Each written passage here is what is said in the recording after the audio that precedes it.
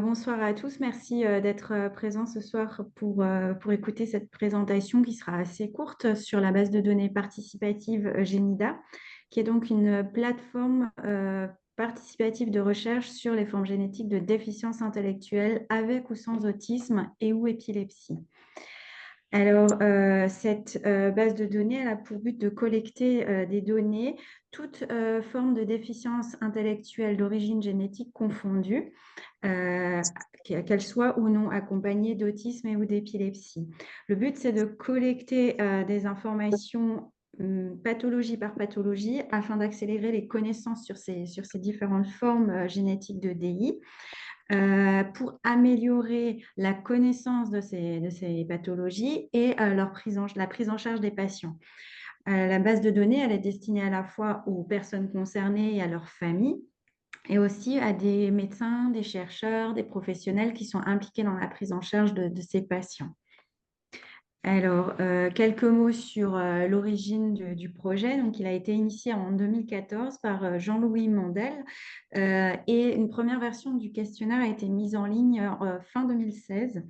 Et la plateforme, elle est gérée quotidiennement par un chef de projet. Donc, on collabore avec un très grand nombre de chercheurs et de cliniciens à travers le monde et on a un conseil scientifique international qui se réunit annuellement à l'occasion de la conférence de la European Society of Human Genetics.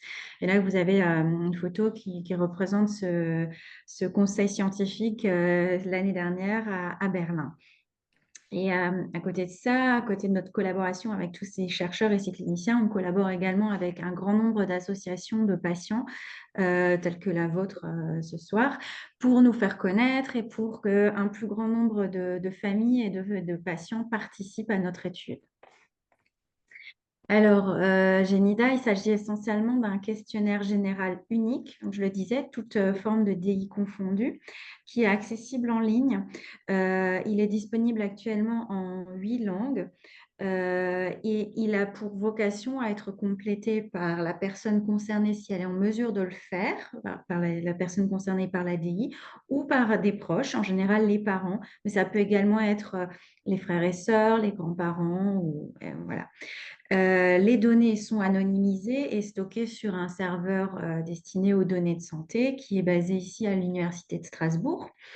Donc, vous avez ici sur la droite une représentation du questionnaire, des différentes sections du questionnaire. C'est considéré par un certain nombre de parents parfois comme un peu long lors du premier remplissage, puisqu'il y a quand même 46 questions. Mais il faut savoir qu'il s'agit essentiellement de questions à choix multiples plus 5 questions en réponse libre. Chaque QCM est accompagné d'un champ libre toujours à la fin de la question pour que vous puissiez ajouter tout ce que vous estimez n'avoir pas été abordé dans la question. Et c'est un questionnaire qu'on peut remplir totalement dans le désordre, en plusieurs fois si nécessaire. On n'a pas besoin de se mettre devant l'ordinateur et d'y répondre en 1 heure ou 1 heure et demie.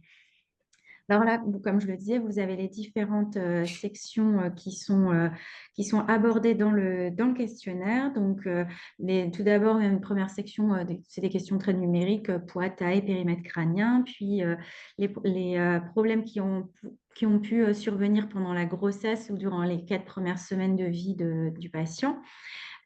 Puis, tout ce qui concerne le diagnostic de déficience intellectuelle ou de TSA, les problèmes de comportement et l'évaluation de la sociabilité du patient. Puis, les problèmes physiques neurologiques, les problèmes sensoriels, donc vision, odorat, audition, et les autres problèmes, tout ce qui peut être atteinte du système cardiaque, du système rénal, vasculaire, endocrinien, etc. Et à la fin, comme je le disais, les fameuses questions à réponse libre qui concernent notamment votre perception du problème majeur rencontré par le patient au cours de sa vie, les problèmes survenus suite à l'utilisation de certains médicaments, mais également les points forts de votre proche. Donc, les questions, elles se présentent comme ça. Donc, là, au départ, la question est posée et la première réponse est un choix unique, oui, non ou pas à ma connaissance. Et si vous répondez non ou pas à ma connaissance, ben, c'est pas grave, on passe à la question d'après. Par contre, si vous répondez oui, la question va se dérouler et on va essayer d'entrer toujours dans plus de détails. Alors, dans le cas de l'épilepsie, on va demander, c'est une des questions les plus longues, mais on demande les différentes périodes de crise, à quelle date est apparue la première crise, est-ce que vous avez une idée de la fin de la période de crise ou est-ce que c'était des épisodes très, très sporadiques? Est-ce qu'une médication a été nécessaire? Est-ce que c'était une médication efficace, etc. Euh, et on va jusqu'à essayer de déterminer quels sont les types de crises épileptiques rencontrées. Donc, vous avez ce genre de tableau. Encore une fois, il suffit de cocher ce qui vous concerne et d'évaluer la gravité de ces troubles selon vous. C'est vraiment le parent ou le proche qui remplit le questionnaire qui évalue ces différents problèmes. Voilà. Alors, Génida, comme je le disais, c'est accessible en ligne. Donc, vous pouvez actuellement vous inscrire depuis un smartphone. Mais attention, le questionnaire, lui, n'est pas encore accessible depuis un smartphone. Il faut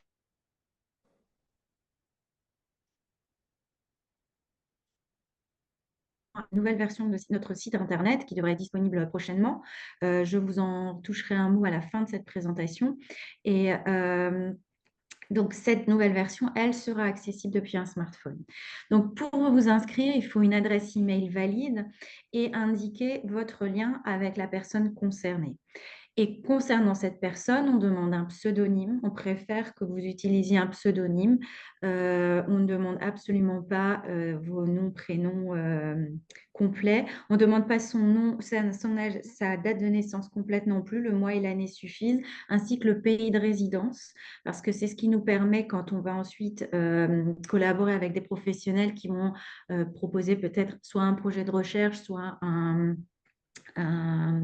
projet de recherche clinique, de ne pas vous embêter à vous solliciter si vous n'êtes pas concerné géographiquement, par exemple, par ce projet-là. Et bien sûr, on demande la cause génétique de la déficience intellectuelle. On a des menus déroulants à la fois dans les gènes et dans les défauts génétiques. Si un gène, s'il s'avère qu'un patient présente un gène qui n'est pas dans notre liste, il peut ajouter manuellement le gène en question et il sera pris en compte, il peut tout à fait participer. Il n'y a aucun souci à ce niveau-là. Et ensuite, il faut s'atteler au questionnaire, au remplissage du questionnaire. Une fois que le questionnaire est rempli, on ne vous sollicite pas plus que ça. On vous propose une fois par an d'actualiser vos données. S'il y a lieu d'actualiser certaines réponses, vous pouvez simplement retourner au questionnaire et répondre à nouveau aux questions qui sont actualisées. Pas besoin de répondre à l'intégralité du questionnaire. Et on vous sollicite s'il y a un clinicien qui nous contacte parce qu'il souhaite étudier tel ou tel gène, parce qu'il souhaite proposer telle ou telle étude qui pourrait vous concerner. Par contre, si vous ne remplissez pas le questionnaire de santé, vous êtes relancé régulièrement pendant près d'un an pour vous rappeler que vous êtes inscrit, mais vous n'avez pas répondu au questionnaire. Et au bout d'un an, par contre, s'il n'y a aucune action qui a été faite de votre côté, on supprime le dossier. On n'a pas le droit de garder vos adresses email au-delà de ce temps-là, quoi. Voilà.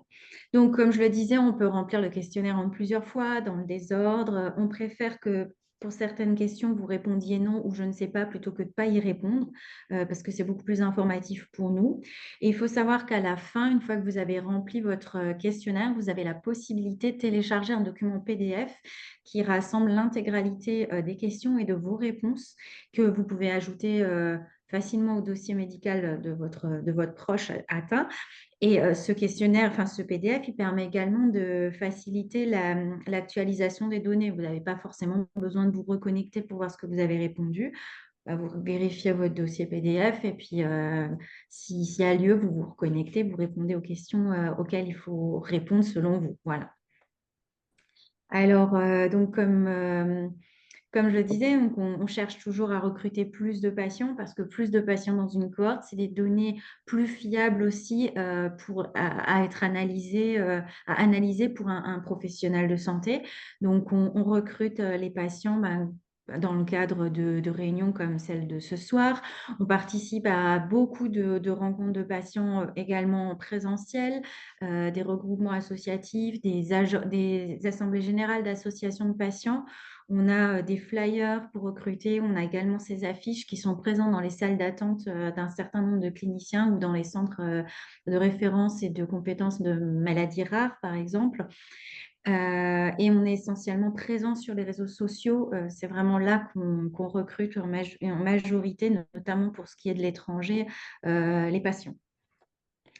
Donc, à l'heure actuelle, on a plus de 2070 dossiers de patients documentés, donc tout corps confondus, et plus de 270 professionnels qui ont accès aux données Génida. Alors, soit l'intégralité des données, toutes cohortes confondues, ou alors ce sont des cliniciens ou des généticiens qui ont un intérêt particulier pour un certain gène ou un certain nombre de gènes. Voilà. Donc, plus de 60 nationalités représentées et des cohortes de taille vraiment très variable, hein. On a nos cohortes très historiques, donc le syndrome, qui sont celles du syndrome de Coulon-de Vries et du syndrome de Kleefstra, qui ont dépassé depuis un bon moment 200 patients. Tout simplement du fait que David Coulon et Titske Kleefstra, qui sont deux cliniciens néerlandais, qui ont été impliqués dès le départ dans la préparation du questionnaire, la formulation des questions et dans le recrutement des patients, voilà, dans le projet Génida, quasiment dès la création, en fait. Et donc, ils se sont très fortement impliqués dans le recrutement de patients et portant les syndromes qui portent leur nom. On a aussi un certain nombre de cohortes qui se sont développées plus récemment, donc sur soit l'impulsion d'un clinicien qui s'y intéressait particulièrement, soit au contraire l'impulsion d'une association qui s'est vraiment mobilisée pour répondre au questionnaire. Et quand on arrive, nous, après, auprès d'un clinicien avec, voilà, on a une cohorte avec 30, 40 patients qui ont répondu, ça a plus de poids pour motiver également les chercheurs à se plonger dans l'analyse des données. Donc, concernant la cohorte PAX 1, aujourd'hui, on a 16 dossiers qui sont complets, donc un ratio homme-femme à peu près équivalent, une moyenne d'âge de 8 ans. Essentiellement des dossiers français, également des US, du Royaume-Uni, des Pays-Bas, d'Espagne et du Canada, comme vous pouvez le voir sur cette diapositive. Et il faut savoir qu'une fois que vous avez répondu au questionnaire, vous avez la possibilité d'accéder aux données de la cohorte, aux données colligées de la cohorte, qui sont des données qui sont analysées. En fait, ce sont les données que vous avez remplies.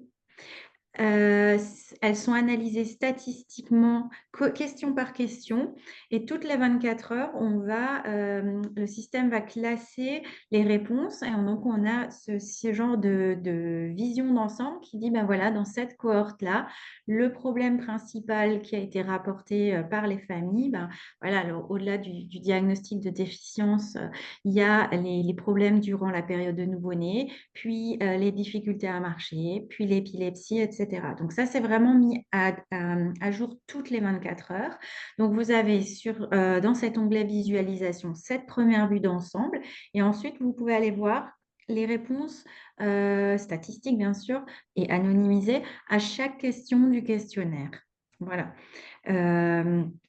Donc, sauf bien sûr les commentaires libres qu'on ne met pas en accès libre pour le moment, puisque beaucoup de parents n'utilisent pas forcément le pseudonyme du patient, et donc pour des raisons de maintien de l'anonymisation des réponses, pour le moment, il n'y a que l'analyse statistique des réponses qui est accessible. Mais en tant que parent participant, vous y avez accès. Voilà. Alors, comme je le disais, ces données, elles servent essentiellement aux professionnels qui peuvent ensuite utiliser ces données pour extraire des pistes d'études qui peuvent vous soumettre des questions supplémentaires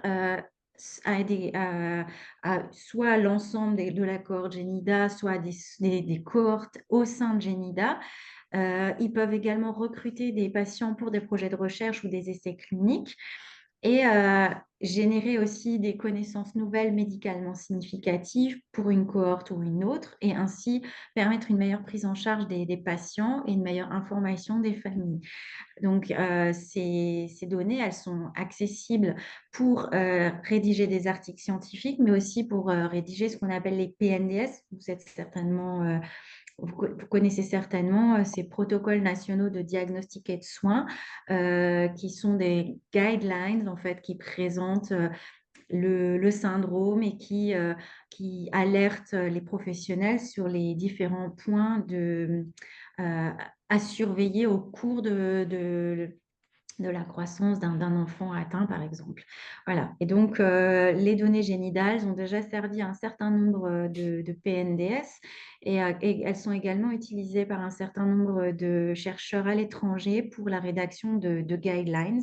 On vient également de collaborer avec Unique au Royaume-Uni sur la préparation des petits fascicules qui font pour mieux connaître certains syndromes, et qui sont librement accessibles sur la plateforme, et qui sont en général ensuite rapidement traduits dans un très grand nombre de langues. Donc, c'est très utile également.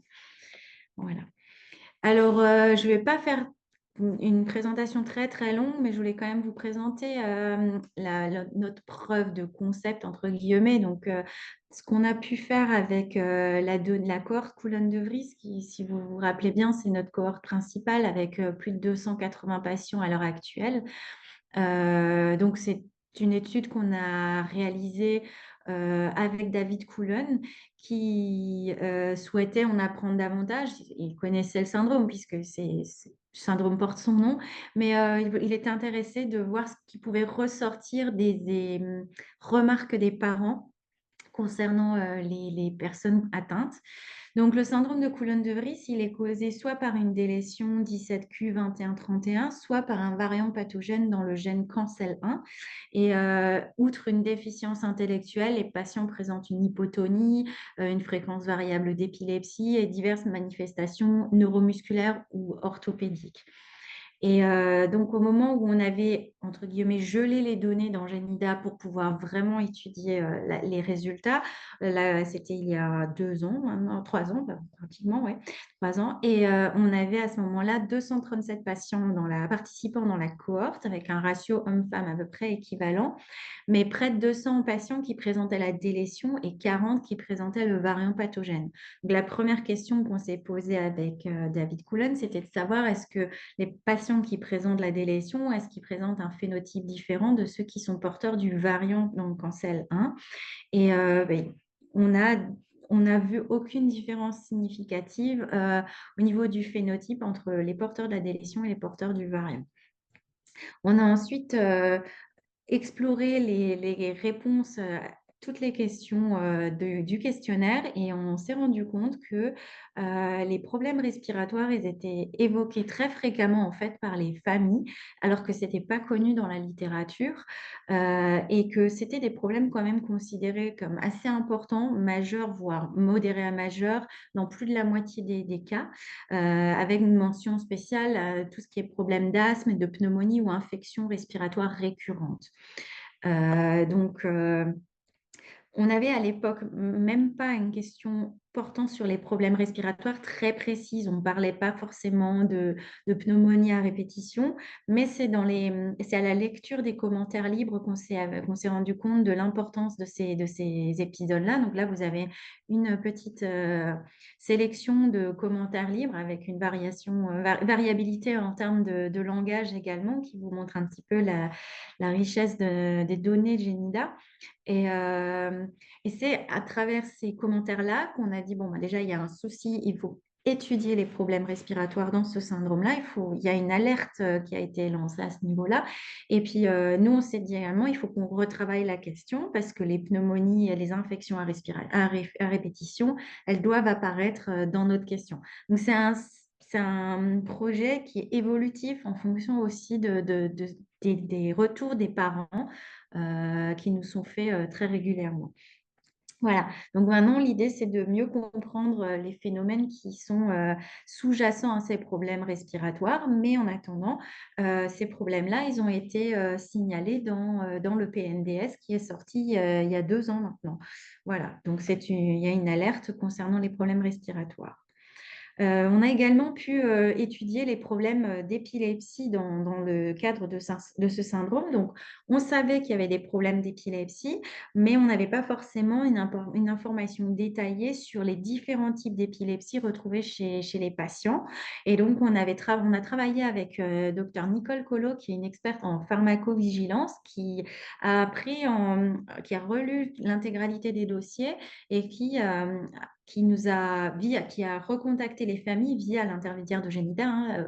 Encore une fois, je tiens à répéter, on ne divulgue pas vos adresses email.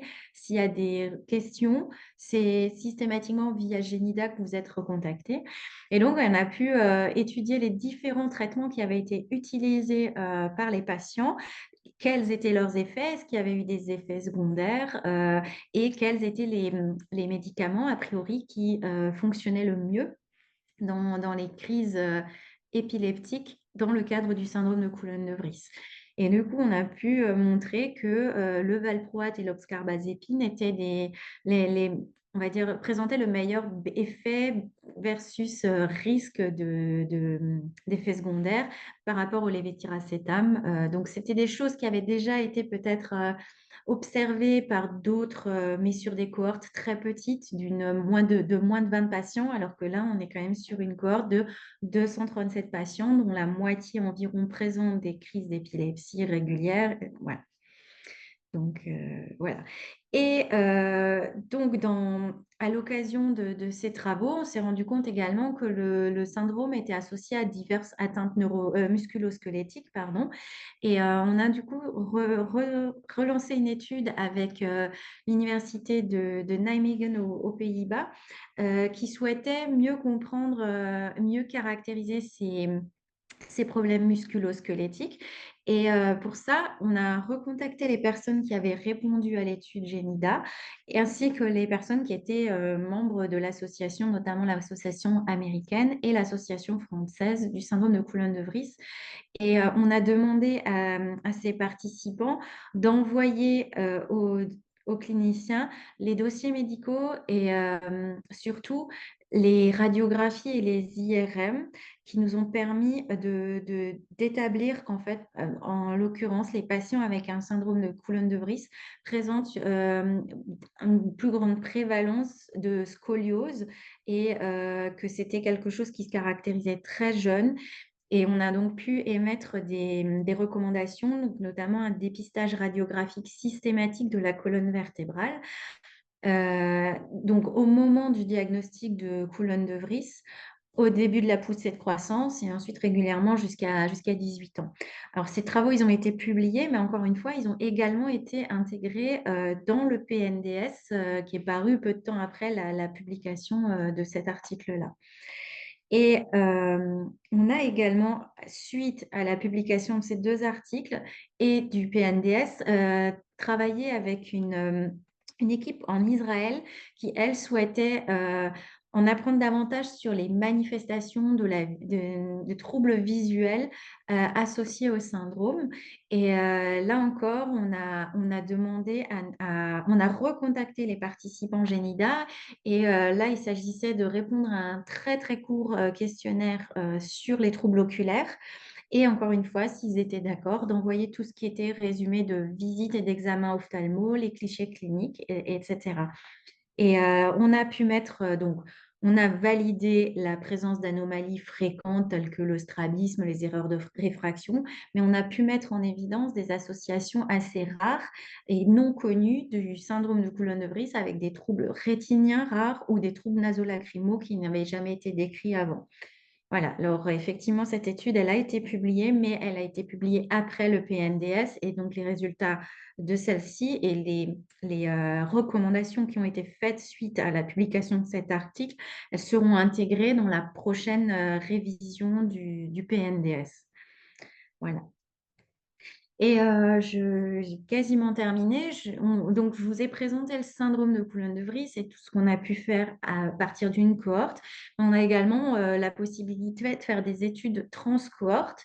Et c'est ce qu'on avait fait à l'époque du confinement, donc le premier confinement de 2020 au printemps, où on a contacté toutes les familles qui avaient participé à Génida, toutes cohortes confondues, pour essayer de mettre en évidence s'il y avait une intensification des problèmes de comportement, d'alimentation et de sommeil durant le confinement par rapport aux 6 mois qui ont précédé. Donc, ça a été un questionnaire qui a été relayé rapidement sur les réseaux sociaux et en l'espace de 6 semaines, on avait plus de 200 réponses. Donc, on a fait un petit peu de curation de données et on a, comme vous pouvez le voir, on a gardé 199 dossiers complets qui représentaient plus de 15 nationalités et sur ces 15 nationalités, une durée moyenne de confinement de 57 jours. Et on a donc pu mettre en évidence qu'il n'y avait pas de différence de fréquence ni d'intensité des troubles alimentaires ou du sommeil, mais en revanche, il y avait une augmentation de l'intensité des problèmes de comportement, notamment d'agressivité, de dépression et de stéréotypie, qui étaient certainement les conséquences d'un manque de stimulation ou une réaction au changement inhabituel, au changement inattendu du fait de ce confinement. Voilà. Donc, Génida, c'est un outil pratique pour mettre en œuvre des études rapides pour une cohorte ou alors de manière trans-cohorte. Voilà.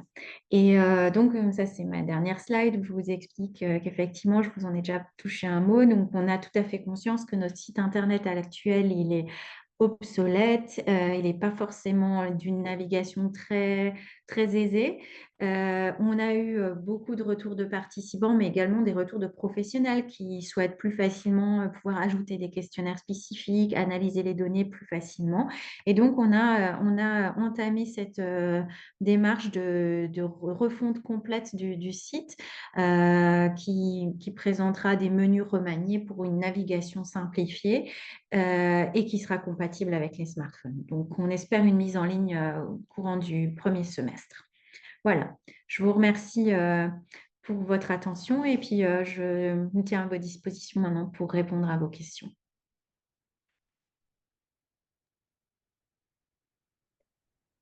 Merci beaucoup, Pauline. Alors, je voudrais juste préciser hein, que au niveau de l'association, en fait, et en concertation bien sûr avec notre conseil scientifique, euh, enfin les prochaines années, en fait, on a vraiment un objectif hein, de travailler sur l'histoire naturelle de la maladie, hein, c'est-à-dire de pouvoir dresser le profil type des patients, et donc le projet Génida, il rentre complètement dans notre projet à nous au niveau de l'association.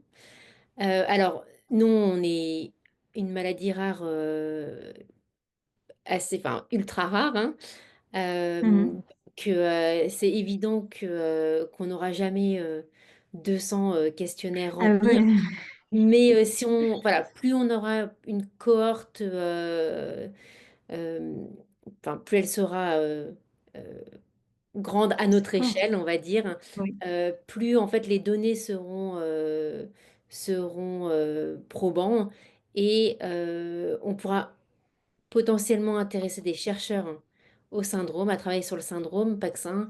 Et à terme, on a cet objectif d'avoir euh, un PNDS pour notre syndrome, donc un protocole national de PNDS, Diagnostic de et de diagnostic soins. et de soins, merci, pour que justement il y ait une uniformité en fait des recommandations et des pratiques de soins au niveau national. Voilà.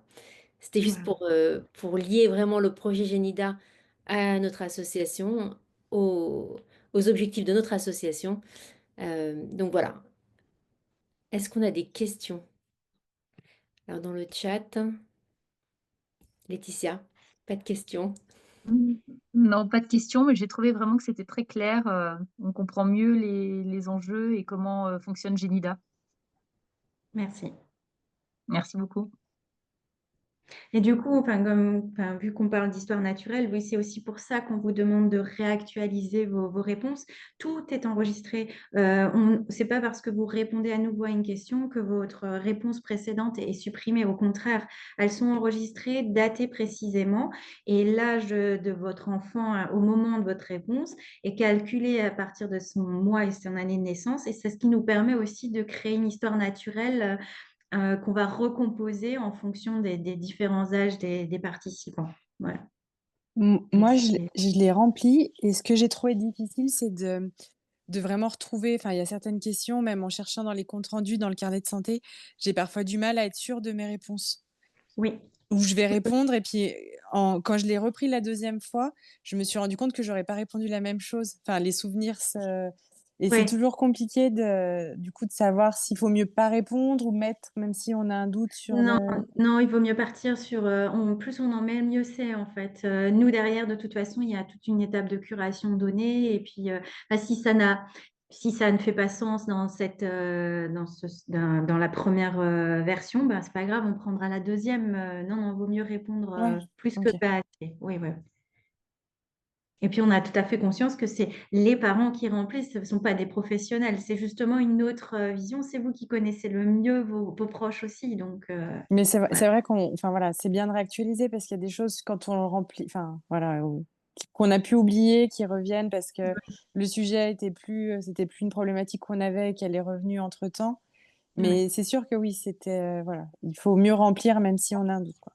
Oui, tout à fait. OK. Et puis, moi, je me tiens toujours à votre disposition aussi, hein. S'il y a un vrai doute, vous avez mon email qui s'était affiché, puis Magali pourra vous le repartager, il n'y a pas de souci. Vous pouvez aussi me Ouais. recontacter. OK, merci. De rien. Moi, j'ai une petite question. Oui.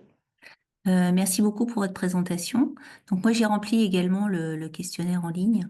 Il y avait, si je ne me trompe pas, en fait, toute une partie concernant les soucis d'équilibre. Ah, ça, c'est une autre étude qui a été clôturée là au mois de décembre. Oui, c'était donc, il y a d'abord le questionnaire principal qui aborde tous les différents systèmes. Et ça, c'était une étude ancillaire qu'on a développée avec Christophe Lopez de l'Université d'Aix-Marseille sur les troubles vestibulaires. Et ça, c'était toutes cohortes confondues. Voilà. Et du coup, là, c'est pareil, on peut, en se reconnectant, avoir un retour sur les résultats Alors, de l'enquête. là, celle-ci, non, parce que du coup, on a clôturé les enregistrements au 15 décembre et on est en train d'analyser les données et on espère pouvoir rapidement publier, donc vous annoncer les résultats de l'étude. Voilà, mais c'est en cours. On a une réunion prévue la semaine prochaine. On a encore participé cette semaine la semaine dernière à l'analyse des données, donc ça, c'est pas encore prêt. Et donc, pour cela, donc, vous disiez, c'est toute cohorte confondue. Enfin, toute Oui, voilà. pathologie confondue. Voilà, toute pathologie confondue, c'était déjà dans un premier temps voir si on était avec une déficience intellectuelle, est-ce que la prévalence des troubles vestibulaires était plus ou moins importante que dans la population générale? Il semblerait que c'est le cas, mais bon, ça c'est encore, il faut un petit peu plus regarder les résultats en profondeur et ensuite voir s'il y a des pathologies plus sujettes que d'autres à ces troubles-là. Oui. Et en fait, ça m'amène à l'autre question. C'est, vous disiez, en fait, il y a 16 personnes donc, qui sont enregistrées pour Paxin. Oui. À partir de combien, en fait, on peut établir finalement ce PNDS Euh, alors, pour le PNDS, je ne suis pas spécialiste, moi, combien il faut. De toute façon, le PNDS part essentiellement déjà de la littérature existante. Donc, les cliniciens qui sont en charge de la rédaction vont balayer toute la littérature et choisir les articles enfin, décider de quels articles sont à intégrer. Et Génida, c'est en supplément. Donc, c'est vraiment, bah, tiens, oui, on a vu ça dans la littérature. Oui, c'est effectivement confirmé par les parents. Donc, pour le PNDS, le nombre de familles inclus n'a pas vraiment d'incidence. Mais si on veut créer des études spécifiques PAX 1, il faut plus de monde, effectivement. Voilà. si. En fait, c'est vraiment les troubles vestibulaires. Je pensais que, enfin, je trouvais que c'était peut-être aussi important de le voir en relation avec Paxin uniquement. Je sais pas D'accord. ce que vous en pensez, mais enfin Oui, là, tout à fait, je me Maïté. tourne vers les autres parents parce que Oui. C'est Euh, vrai qu'en fait, on le voit, et notamment au niveau de notre groupe Facebook international, hein, on voit qu'il y a quand même des problèmes vestibulaires qui apparaissent pendant l'adolescence et voilà, au sortir de l'adolescence. Euh, D'accord. donc c'est vrai que bon, on en a pas mal parlé avec Maïté qui est professeur de neurosciences et qui fait partie de notre conseil scientifique. Donc c'est vrai que si on pouvait ajouter des questions sur ce sujet parce que dans en fait, ce qui est le- intéressant, c'est aussi l'évolution de la maladie. Je pense que, Oui, en fait, je ne sais pas si dans le questionnaire, il y a un moyen de tenir compte, en fait, parce que vous disiez qu'on peut revenir pour compléter, modifier. Mais en fait, je oui. pense que ce qui serait intéressant aussi, c'est de savoir comment est-ce qu'on peut avoir cette indication de l'évolution, en fait, de certains troubles, en fait. En tant que parent, vous voulez dire? Non, mais juste Dans- pour l'histoire de la maladie, en fait. Ouais, ouais, mais Vous du coup, voyez? c'est dans les visualisations auxquelles vous avez accès, vous voyez un petit peu ben, comment, en fonction de l'âge, les choses évoluent chez les patients dans la cohorte. Ça, c'est Ça, c'est visible, en fait. visible. D'accord. Oui, oui, oui, oui, oui. Oui, oui, oui. Ok. Mais donc, et juste pour rebondir sur ta question, Maïté, en fait, le plus dur pour un PNDS, c'est surtout de trouver le clinicien qui va vouloir se plonger dans ce travail qui est un travail fastidieux, hein, et voilà, qui est un travail au long cours, mais on est en bonne voie. Vous y travaillez, ok. Ben, vous n'hésitez pas à lui signaler l'existence de Génida pour qu'il puisse profiter des données On a déjà accessibles. discuté, donc, Voilà, mais ok. donc c'est d'où l'importance en fait qu'il y ait un maximum de personnes, de parents principalement dans le cas du syndrome PAX 1 qui remplissent ce questionnaire pour qu'on ait un maximum d'informations. Et, et Pauline vous disait un truc, enfin, pardon, quelque chose de très très intéressant, c'est que en fait, par rapport au syndrome que vous présentiez, c'était, enfin, ça relève en fait de quel médicament fonctionne le mieux chez les enfants. Et en fait, c'est ce qu'on fait nous au niveau de nos groupes privés, hein, Facebook, Oui, hein. Sauf qu'il n'y a pas de travail d'agrégation de toutes les informations qu'on communique. c'est ça, oui. Et, et là, voilà, ça serait vraiment le moyen de le faire, en fait. D'où l'intérêt qu'il y ait un maximum de familles francophones, mais également d'autres pays euh, qui, euh, qui Qui remplissent ce participe, questionnaire. oui, tout à fait. Faudrait que j'y retourne, mais oui. En fait, on peut indiquer effectivement quand les patients ont des traitements médicaux, c'est ça? Oui, oui, oui, oui, Ça oui, fait un oui, petit oui. moment que je l'ai fait, je me souvenais plus. Oui, Donc, oui, oui. ouais. Alors, il y a bah, déjà pour l'épilepsie, clairement, la question est posée. Et pour chaque question, vous avez toujours ces champs libres où vous pouvez indiquer les noms des molécules. Et il y a la question à la toute fin qui est le libre, où vous pouvez indiquer quels ont été les problèmes majeurs qui ont suivi une médication. Mais vous pouvez aussi indiquer simplement s'il y a quelque chose qui a bien marché, vous le mettez là aussi. Ça, vraiment, c'est l'idée à terme, c'est également d'intégrer un travail d'intelligence artificielle pour pouvoir bien prendre en compte tous ces commentaires libres. Parce que ben, c'est du texte libre, il y a des acronymes, il y a des noms de molécules pour les médicaments qui sont pas forcément les mêmes, enfin en tout cas les noms commerciaux des médicaments d'un pays à l'autre. Il y a des fois des coquilles, des problèmes d'orthographe et on multiplie ça par au moins 8 langues dans lesquelles le questionnaire est disponible, plus toutes les langues en fait que les parents utilisent tout simplement pour répondre parce qu'ils ont utilisé un traducteur. Donc, ça, c'est tout un. Il faut à un moment donné qu'une intelligence artificielle nous aide aussi pour ça, parce que sinon, c'est un travail impossible à faire vu l'agrégation des données à terme. Mais oui, C'est vrai ce voilà. que disait Magali tout à l'heure. C'est vrai que via les groupes Facebook, même si je contribue pas énormément, je regarde beaucoup et il y a beaucoup d'informations en fait qui passent. Ouais. Mais c'est aussi pour ça que c'est notre première porte d'entrée, les réseaux sociaux, pour recruter des patients, parce qu'en fait, vous êtes déjà tous regroupés en association ou en groupe. Et en fait, voilà, vous faites un travail conséquent, mais nous, on essaye juste peut-être de le formaliser plus. Mais voilà, tout est valable. Est-ce qu'il y a d'autres questions?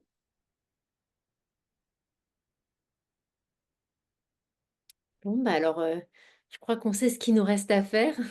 Prendre nos carnets de Ouais, santé et nos comptes rendus de dernier rendez-vous chez le pédiatre et généticien pour s'attaquer au questionnaire ou le réactualiser, réactualiser nos réponses.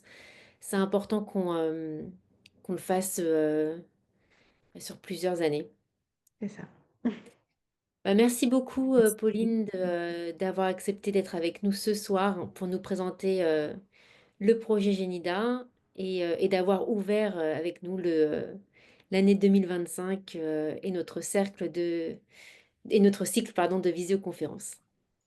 C'était un plaisir. N'hésitez pas Merci à me beaucoup. contacter si Merci besoin. beaucoup. Merci. Au revoir.